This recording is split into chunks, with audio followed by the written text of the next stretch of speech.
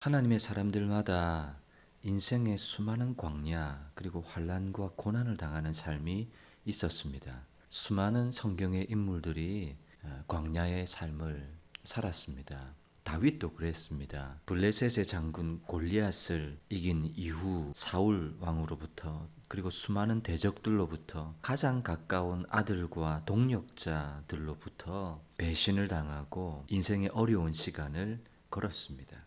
아마 우리 인생에도 이런 경험들이 다 있을 것이라고 생각합니다. 다윗의 삶을 통해서 배우는 중요한 신앙의 교훈이 있다면 저는 다윗의 태도라고 생각합니다. 여호와를 바라보는 것, 여호와를 의지하는 것, 하나님께 피하는 것. 여러분, 누가 강한 인생일까요? 주님을 의지하는 사람, 주님께 피하는 사람, 하나님을 바라는 것이 강함이고 우리의 힘입니다. 다윗은 하나님을 의지했고 하나님께 피했습니다. 그리고 하나님을 간절히 바라보았습니다. 여러분, 의지한다는 것, 피한다는 것, 바라본다는 것, 여러분 그것은 무엇을 뜻하는가 하면 다윗에게는 그것이 부르짖어 기도하는 것으로 드러났습니다. 여러분, 여호와께 피한다는 것, 이 물리적인 피함이 아닙니다. 하나님을 바라는 것, 하나님을 의지한다는 것 다 다윗에게는 외적으로 표현됨이었습니다. 다윗의 신앙에서 가장 중요한 시금석이 있다면 기도라는 것이죠. 인생이 하나님을 의지한다, 또 하나님께 피한다, 여호와를 바라본다라는 것은 모두 외적으로 표현되는 마음의 태도라는 사실을 기억해야 합니다. 그래서 시편 31편 15절의 말씀에도 보면 다윗이 고백합니다. 나의 앞날이 주의 손에 있사오니. 여러분, 나의 앞날이 주님의 손에 달려 있다는 것을 믿으면 기도할 수밖에 없는 거예요. 이런 믿음은 기도를 낳게 됩니다. 내 인생이 내 손에 달렸고 내 미래가 내 손에 달렸다라고 생각하는 사람은 기도하는 것이 가장 미련하고 어리석은 것입니다. 그러나 나의 앞날이 내 손, 내 능력, 나의 어떠함에 달린 것이 아니라 주님의 손에 달려있다라고 확신한다면 하나님 앞에 기도하는 것만큼 가장 큰 보장이 없는 것이지요. 시편 31편 19절에도요. 주께 피하는 자를 위하여 인생 앞에 베푸신 은혜를 다윗은 어떻게 누리고 경험했는가? 하나님 앞에 기도 삶을 통해서 다윗 인생 가운데 하나님께서 베푸신 은혜들을 다윗은 그때그때 다윗은 기도하면서 하나님이 자기에게 베푸신 은혜를 누리고 경험했다라는 사실을 다윗은 고백하고 있습니다.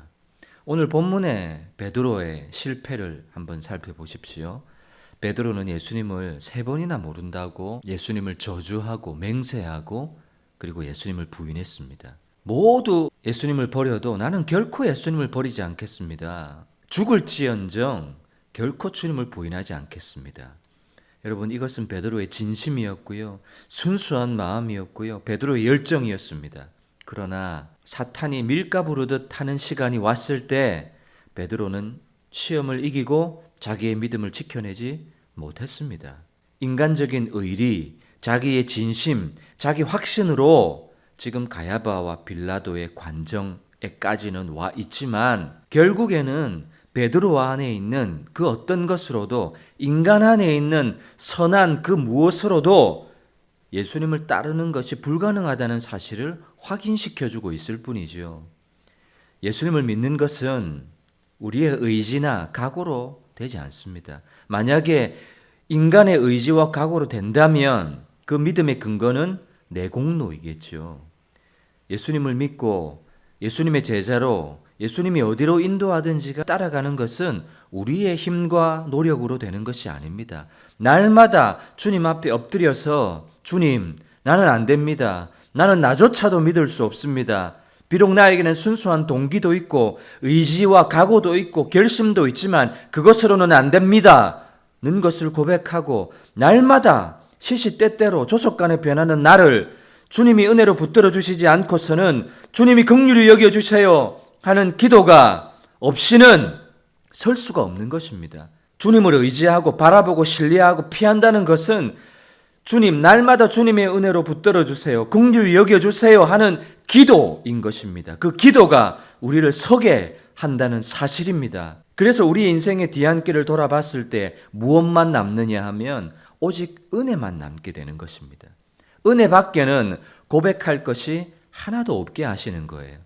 바울도 나의 나 된 것은 오직 하나님의 은혜로 된 것입니다 했던 것처럼 주님을 의지하고 주님을 신뢰하고 주님을 간절히 바라보는 이 우리의 중심이 외적인 기도의 태도로 드러나야 한다는 사실을 저와 여러분들이 반드시 기억했으면 좋겠습니다.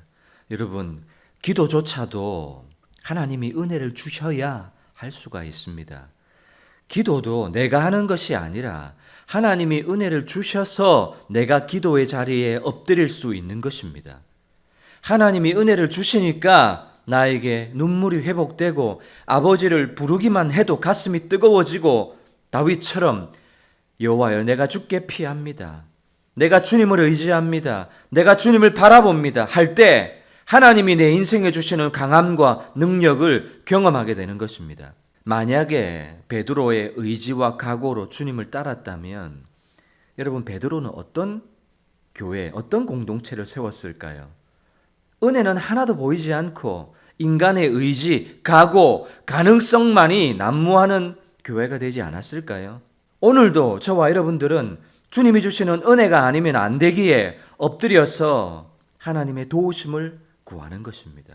여러분, 목사도요, 기도가 없이는 신앙생활이 불가능합니다. 목사가 아니라 그 누구도 기도 없이는 영적 삶을 지속할 수가 없습니다. 여러분, 그것은 영적인 법칙입니다. 기도한 사람만 그나마 신뢰할 수가 있는 것이지, 기도 없는 사람은요, 믿어서도 안 되고 믿을 수도 없습니다.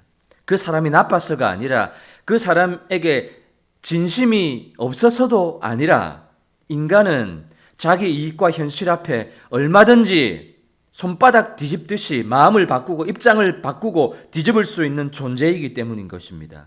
여러분, 우리의 삶과 인생의 회복은 어디에서부터 시작이 되겠습니까? 기도에서부터 시작됩니다. 기도가 회복되어야 인생이 회복되는 것입니다. 아멘. 시편 31편 23절 말씀에 여호와께서 진실한 자를 보호하시고 교만하게 행하는 자에게 엄중히 갚으신다라고 말씀합니다. 여러분, 누가 진실한 자이고 누가 교만한 자이겠습니까?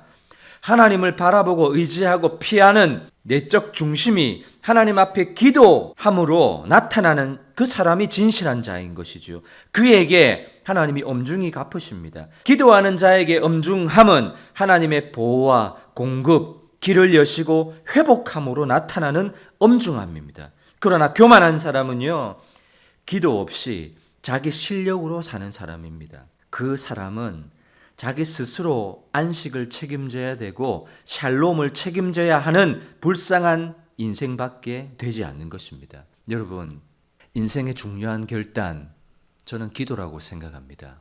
우리 인생에 하나님 앞에 기도를 결단하고 기도를 작정할 때 하나님은 그것을 기뻐하신다고 생각합니다.